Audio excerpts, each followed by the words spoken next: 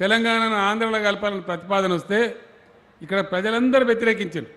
విద్యార్థులు వ్యతిరేకించారు, ఉద్యోగులు వ్యతిరేకించారు. ఆనాడు పోలీస్ ఫైరింగ్ జరిగింది. సిటీ కాలేజ్ దగ్గర హైదరాబాద్లో తెలంగాణను ఆంధ్రలో కలపద్దని ఇడ్లీ సాంబార్ గోబ్యాక్ అనే ఉద్యమం జరిగితే ఒక్కటే రోజు ఫైరింగ్లో 7 విద్యార్థులు చచ్చిపోయారు. కానీ నోరు మూసుకున్నది ఎవరు? తెలంగాణ కాంగ్రెస్ నాయకత్వం. ఢిల్లీకి పోయి ఉన్న తెలంగాణను ఊడగొట్టి ఆంధ్రప్రదేశ్లో కలిపిన పాపాత్ములే ఈ తెలంగాణ కాంగ్రెస్ నాయకులు. ఆ తర్వాత ఎన్నో ఘోరాలు జరిగినాయి, చాలా ఘోరాలు జరిగినాయి. మాట్లాడడానికి మస్తుగా మాట్లాడతారు, కానీ ఎటువంటి ఘోరాలు జరిగినాయో నేను ఒకసారి మీకు గుర్తు చేస్తా ఉన్నాను. నాగార్జున సాగర్ కట్టవలసిన కాడ కడితే చాలా దూరం మూసిన దాటేదాకా కూడా నల్గొండ జిల్లాకు నీళ్ళు వచ్చేవి, కానీ రాకుండా ఘోరం చేసినారు. మనకు రావాల్సిన నీళ్లు వేరే దిక్కు పోయినాయి. మీ అందరినీ కూడా నేను కోరుతా ఉన్నా, జరిగిన చరిత్రను, నిన్నగాక మొన్న జరిగిన చరిత్రను కూడా అబద్ధాలు చెప్పే పరిస్థితులు ఉంటాయి. ఎట్లా ఉంటుంది? నిజం మాట్లాడితే కొంతమందికి అర్థం కాదు, మనసున పట్టది. ఇక్కడ ఈ హుజూర్ నగర్లో కూడా టేలెండ్ మండలాల గతి ఏముండే, నానాయకట్టు రైతుల గతి ఏముండే? దయచేసి ఆలోచన చేయాలి. తెలంగాణ వచ్చిన తర్వాత భగవంతుని దయ వర్షాలు మంచిగా పడుతున్నాయి. మంచి పాదం ఉంటే వర్షాలు పడతాయంటారు పెద్దలు, అట్లనే పడుతున్నాయి. ఈ 9 ఏళ్లలో 18 సార్లు నీళ్ళు ఇడిచిపెట్టాం నాగార్జున సాగర్ నుంచి. రెండవ పంట కూడా పండించుకున్నాం. అంతకుముందు పాలకీడు కానీ, మఠంపల్లి కానీ, మేళ్ళ చెరువు కానీ ఆ మండలాలలో టేలెండ్కు నీళ్ళు రాక కరెంటు మోటార్లు పెట్టి ఆ కరెంటు చక్కగా రాక కాలువల మీద రైతులు పండుకున్నారు. ఇక్కడ నిజమా కాదా? ఇది నిజమేనా? టేలెండ్లలో నీళ్ళు రాలే, కానీ తెలంగాణ కాంగ్రెస్ నాయకులు ఎన్నడూ కూడా నోరు తెరిచి కొట్లాడలే, అంతే కదా? ఇట్లా ఎన్నో ఉన్నాయి. ఎందుకు ఇయ్యారాయమ్మా కరెంట్ అని అడగలే, కొట్లాడలే. వాళ్ళకి పదవెత్తి చాలు, మంత్రి ఎత్తి అయిపోయి అదే స్వర్గం, అదే లోకం, అదే కైలాసం. నేను ఉన్నది ఉన్నట్టు చెప్తే మొన్న కిరణ్ మన ఉత్తమ్ కుమార్ రెడ్డి గారు ఎగిరెగిరి పడ్డాడు నా మీద. నాగార్జున సార్ నెహ్రూ కట్టి నేను కట్టినాను. నెహ్రూ కట్టలేని నేను అంటినా? మాకు అట్లా అబద్ధాలు చెప్పే అవసరం మాకుందా? కట్టవలసిన కాడ కట్టలేదు, రావాల్సిన నీళ్ళు వత్తలేవు. వాళ్ళు కుడికాలకు నీళ్ళు ఎక్కువ పెట్టుకున్నారు, మన ఎడవకాలను నాశనం పట్టించిందని మేము మొదటి నుంచి మొత్తుకుంటా ఉన్నాం. ఇలా కొత్తగా మొత్తుకుంటలేము. అది జరుగుతున్న సత్యం మీకు తెలుసు. ఆ విషయం గంతెందుకు, మీరందరూ 2003లో విజయసింహారెడ్డి గారు జిల్లా అధ్యక్షుడు నల్గొండ జిల్లాకు. అక్కడ కడియం సేరేనో కానీ ఇప్పుడు మన పార్టీలో ఉండే, కానీ అప్పుడు అందులో ఉండే మంత్రిగా ఉండే, ఇరిగేషన్ మంత్రిగా. నీళ్లు పెట్టుకోమని చెప్పారు, పంటలు వేయమన్నారు, పంటలు వేసిన రైతులు ఏది లెఫ్ట్ కాలువ కింద వేస్తే మొత్తం మధ్యలో నీళ్ళు బంద్ చేసింది. ఒక 3 తల్ల అయితే పంటలు పండిపోతాయి, దానికి ఇయర్ నీళ్ళు. విజయసింహారెడ్డి మిర్యాలగూడ, హుజూర్ నగరు, కోదాడ ప్రాంతం నా దగ్గరకు వచ్చారు. మంచిది, అందరు జమై రాండి అని చెప్పి నాగార్జున సార్ కట్ట మీదకి పోయినాం. కట్ట మీద నిలబడి నేను వార్నింగ్ ఇచ్చిన గవర్నమెంట్కు. నేను కూడా ఎమ్మెల్యే ఉన్నా, పెద్ద మనిషిని కాబట్టి తూము బలుగు కొడతలేను. రేపు 24 గంటల లోపల నీళ్ళు ఇవ్వకపోతే వచ్చే 5 లక్షల మందితో వస్తా, జాగ్రత్త, తూము ఇప్పుతా అని చెప్పి నేను చెప్పడం జరిగింది. ఇక్కడ నాగార్జున సార్ కట్ట మీదనే. అందులో ఇక్కడి నుంచి మన మిర్యాలగూడ నుంచి వచ్చిన యువకులు కొందరు ఉండ్రి. వాళ్ళు సార్ ఇంతమంది వచ్చినాం, 60-70 వేల మంది ఉన్నాం, ఏమైతే సార్ తూము ఇప్పాలంటే నేను చెప్పిన తూము ఇప్పితే నీళ్ళు రావు, పోలీసు వాళ్ళు వస్తారు, తెలివి కావాలి నీకు, ఎందుకు తెల్లారి వరకు నీళ్ళు వస్తాయి చూడని చెప్పిన. నేను తెల్లారి వరకు నీళ్ళు ఇడిచిపెట్టింది. నేనేమంటున్నా అంటే, గులాబీ జెండా ఎగిరినాక ఒక టీఆర్ఎస్ నాయకులే ప్రతి విషయంలో కొట్లాడినది తప్ప, మరి ఆనాడు ఇక్కడ ఈ జిల్లాలో కాంగ్రెస్ నాయకులు ఎందుకు కొట్లాడలే? ఎందుకు ముఖ్యమంత్రి దగ్గరికి పోలే? ఇస్తవా నీళ్ళు, రాజీనామా వారేమంటావా అని అడిగితే వాడు దెబ్బకు రాడా దిగి? కానీ అడగలే.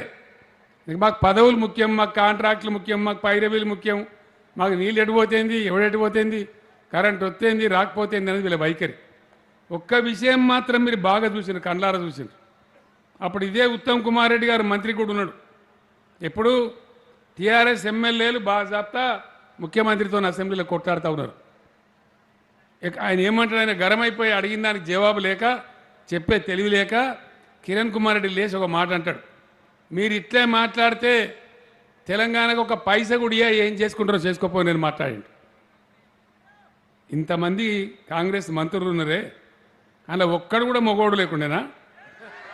ఒక్కడన్నా ఒక్క తెలంగాణ కాంగ్రెస్ ఎమ్మెల్యేను ఒక మంత్రి అరే ముఖ్యమంత్రి సన్నాసి గట్టట్ట మాట్లాడతావురా, మేమంతా తెలంగాణ బిడ్డలం, మా ముందే ఈ మాట అంటావా అని లేచి నిలబడాలి, అవసరం వస్తే రాజీనామా తీసి ముఖం మీద కొట్టాలి. మరి ఎక్కడికి పోయా పౌరుషం? ఇలా హుజూర్ నగర్లో ఓట్లు కావాలి, నల్లగొండలో ఓట్లు కావాలి, నాగార్జున సాగర్లో ఓట్లు కావాలి. తెలంగాణ ప్రజల బాధ మాత్రం అవసరం లేదు. ఇదే కాంగ్రెస్ కదా మనకు మోసం చేసింది. తెలంగాణ ఇస్తామని నమ్మబలికి 2004లో మనం పొత్తు పెట్టుకున్నారు, మనతోని గడ్డకెక్కిండ్రు అయిపోయి మనిషికి మంత్రి పదవులు పంచుకున్నారు. వాడు తీర్థం పోదాం తిమ్మక్క అంటే నువ్వు గుల్లే నేను సల్లే అయిపోయింది. తీర్థం అయిపోయింది, అధికారం వచ్చింది, మంత్రి పదవులు వచ్చినాయి, కథం అయిపోయింది. తెలంగాణ వదిలిపెట్టింది. మనం విడిచిపెట్టలే, కొట్టాడుకుంటూ పోయి చివరికి 14 ఏళ్ళు గడిచిన తర్వాత కేసీఆర్ సచ్చుడో తెలంగాణ వచ్చుడో ఏదన్నా తేలాలని చెప్పి బయలుదేరి ఆమరణ దీక్ష కూర్చుంటే అప్పుడు తెలంగాణ కోసం దిగొచ్చింది. ఇక తప్పదిరా అయ్యాక తప్పదని. వీళ్ళందరూ ఒక్కడన్నా రాజీనామా చేసిండా? ఒక్క ఎమ్మెల్యే, తెలంగాణ ఎమ్మెల్యే చెయ్యిరా అంటే లాగులు దడిచిపోయినాయి, గదగద వనుక్కుంటూ పోయినారు. అయిపోయింది కదా. సో కిందనో మీదనో మనం తెచ్చిన తర్వాత నేను ప్రజలకు చెప్పిన, మీరు న్యాయం చెప్పండి, ఎవరైతే తెలంగాణకి తెలుగు పెడతారో ఎవరు దండలాడతారో వాళ్ళని గెలిపించమని చెప్పినాం. టీఆర్ఎస్ని గెలిచినాం, పని చేసుకుంటూ పోతున్నాం. ఇలా 3వసారి ఎలక్షన్ వచ్చింది. ఇప్పుడు పెద్ద సమస్య ఏంటంటే తెలంగాణలో ఒక డజన్ మంది ముఖ్యమంత్రులు ఉన్నారు కాంగ్రెస్ పార్టీలో. ఏ వాడకాడ చూసిన ముఖ్యమంత్రి నేనైతాను, వీడంటే నువ్వెట్లయితావు బే, నేనైతాను వాడంటాడు. వాడెట్లయితారు రావని సంగతి నేను ఏమంటున్నాంటిగా, ప్రతి ఒక్కడు నన్ను గెలిపేనే ముఖ్యమంత్రి అవుతా అని చెప్తారు. అసలు కాంగ్రెసే గెలిచే పరిస్థితి లేదు. గెలుతుందా కాంగ్రెస్? ఒక హుజూర్ నగర్ సంగతి అడితే మీరు తిరుగుతలేరా? దేశమంతా తిరుగుతలేరా? చూస్తలేరా? మీరు బతలేరా? పోతలేరా? ఏమనుకుంటాను ప్రజలు మీకు తెలుస్తలేదా? తెలుస్తూనే ఉంది కదా. దీనిలో నేను ముఖ్యమంత్రి అయితే అనొకడు, నేను బుడ్డర్ఖాన్ అయితే అనొకడు, నేను ఇదే అయితే అనొకడు, రకరకాల మాయ మాటలు చెప్పి గోల్మాల్ చేసి మళ్ళీ ఓట్లు అడుగుతూ ఉన్నారు. నేను మీ అందరినీ కోరేది ఒకటే, దయచేసి పార్టీ తరపున నిలబడ్డ వ్యక్తినే కాదు, ఆ పార్టీల యొక్క నైజం, ఆ పార్టీల యొక్క దృక్పథం, ఆ పార్టీల వైఖరి, ఏ ప్రజల గురించి వాళ్ళు ఏం ఆలోచిస్తున్నారు. ఆ రైతు బంధు మంచిది, చాలా లాభం జరిగిందని ప్రముఖ వ్యవసాయవేత్త స్వామినాథన్ గారు నన్ను పొగిడిండు, నన్ను వచ్చి మెచ్చుకున్నాడు హైదరాబాద్ దాకా వచ్చి. యుఎన్ఓ, యునైటెడ్ నేషన్స్ ఆర్గనైజేషన్ కూడా పొగిడింది. కానీ ఒక ఉత్తమ్ కుమార్ రెడ్డి మాత్రం నన్ను తిడుతున్నాడు. రైతు బంధు మంచిది కాదట, ప్రజలు కట్టే అమూల్యమైన ట్యాక్సులు కేసీఆర్ దుబారా ఎత్తాడు. నేను దుబారా ఎత్తున్నాను, నేను ఒక్కనే మింగుతున్నాను రైతు బంధు అంతా. రైతు బంధు ఉండన్నా తీసేయన్నా? ఖచ్చితంగా ఉండన్నా? రైతు బంధు ఉండాలంటే వాళ్ళు శైలి లేవటాలు దయచేసి. ఈ శైలు ఇయ్యాల లేసుడు కాదు, నవంబర్ 30 నాడు గుద్దితే పోలింగ్ బాక్సులు వలిగిపోవాలి, అంతేనా? వాళ్ళ వైఖరి గట్టున్నది, ఆ పార్టీ వైఖరి. రైతు బంధు తీసేయాలి. వాళ్ళకి బాధ ఉన్నది, వాళ్ళ జమాన్లో మొత్తం అంత పైరవకాలు కదా. ఇప్పుడు రైతు బంధు ఎట్లా వస్తుంది మీకు? అక్కడ హైదరాబాద్లో బ్యాంకులో ఎత్తే టింగ్ మన మీ సెల్ ఫోన్లో మెసేజ్ అవుతుంది. బ్యాంకులో పోయి చూసుకుంటే పైసలు ఉంటాయి, మీ ఇష్టం ఉన్నట్టు వాడుకోవచ్చు, అంతే కదా. ఇంకా ఎంత దొంగలంటే, ఎంత చాలా గలీజ్ అంటే, కేసీఆర్ నువ్వు ఎరువు బస్తాలు ఇస్తాను కదా, ఇక్కడ బాయ్ అని ఒకటి సోషల్ మీడియా పెడతాడు. నేను బాగా విచారించే టైంలో రైతులకు ఎరువు బస్తాలు ఇద్దామా, ఏ విధంగా ఇద్దామంటే, అశోక్ గులాటి అని చెప్పి ఒక వ్యవసాయ శాస్త్రవేత్త ఉన్నాడు, ఆయన చెప్పిండు నాకేం చెప్పినట్టే, నిజంగా కేసీఆర్ గారు మీరు రైతుల మేలు కోరి మీరు తప్పిస్తున్నారు కాబట్టి మీరు ఒక పని చేయాలి అని.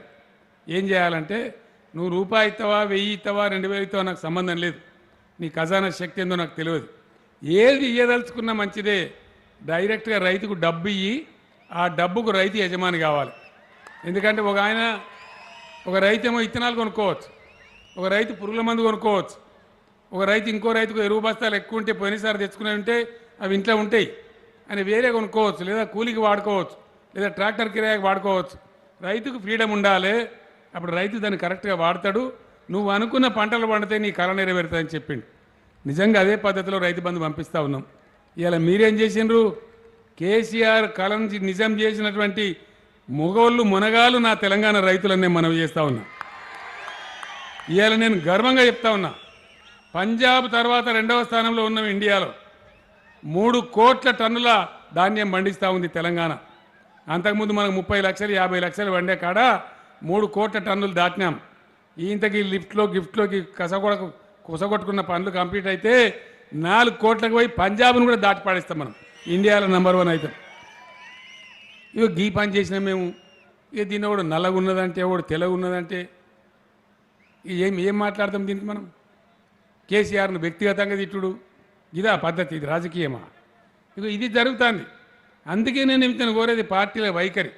రైతు బంధు వద్దనే నాయకుడు కావన్నా, రైతు బంధు ఉండాలనే సైదిరెడ్డి కావన్నా దయచేసి నిర్ణయం చేయాలి. తీర్పు చెప్పాలి. మీరు హుజూర్నగర్లో ఉత్తగా కాదు, తమాషా కాదు, సీరియస్గా తీసుకోవాలి. అదేవిధంగా ఇంకొక ఆయన్నేమో ఎందుక వేస్ట్ చేస్తాడు కరెంటు, 24 గంటలు ఇస్తాడు కేసీఆర్, వేస్ట్ ఉంటాడు. 3 గంటలు ఇస్తే చాలు అండి. ఏం చెప్పాలి నేను? నాకు అర్థం. నువ్వేమన్నా దున్నేవా పొలము ఎకరం అంతే ఉన్నదా ఏమన్నా? నేనేమో కాపోని నేను కూడా, నాకు వ్యవసాయం ఉంది, నేను పాలిస్తా. బోర్లు వేసిన నేను 27 బోర్లు వేసిన నా పొలం కాడ. నాకు గుర్తు కరెంట్ ఎన్ని గంటలు ఉండాలి, ఎట్లా వాడుతుంది, ఎలుగడ ఎట్లా వాడుతుంది, బురద ఎట్లా వాడుతుంది, మంచి ఎట్లా వాడుతుంది, నాకేమో గుర్తు.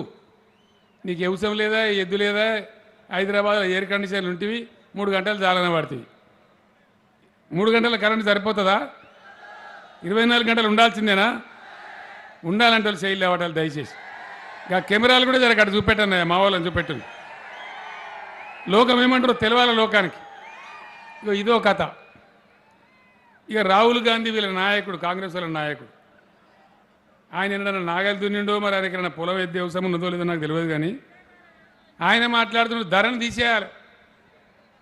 ఇలా ఒక మాట మీద దయచేసి రైతాంగం, హుజూర్నగర్ ప్రాంతంలో ఎక్కువ రైతులు ఉంటారు కాబట్టి నేను చెప్తా ఉన్నాను. ధరని ఎందుకోసం తెచ్చినాం మేము? మా ఉద్దేశం ఏంది? రికార్డులు పారదర్శకంగా ఉండాలి, ఆ భూమి మీద వాళ్ళ హక్కులు వాళ్ళకే ఉండాలి. అలా ఇంకోటి ఏలు పెట్టి రాకుండా ఉండాలి. అంతకుముందు విఆర్ఓ ఒకడు, గిరిదావర్ ఒకడు, ఎంఆర్ఓ ఒకడు, ఆర్డీఓ ఒకడు, కలెక్టర్, ఇంతమంది ఒక రైతుకు భర్తలు 7-8 మంది. ఎవరి దగ్గర కోపం వచ్చిన దగ్గర కింది మీద చేస్తే ఇక కైలాస మాటల పెద్ద పాము మింగినట్టు, అంతే కదా. నాకు తెలిసే బాధలు నేను చూసిన. ఇవాళ ఉన్నది భూమి తెల్లాటాలకు ఇంకొనికి రాసిండు. అరే ఇట్ట రాసినామంటే నేను రాయలేదే, ఏ సార్ రాసిండో తెలియదు. మరి ఇట్లా రాయండి చదువుకత్తా, మరి బట్టికనే అవుతుందా? లావు 50,000 లావు, 25,000 లావు, ఇదే కదా జరిగింది.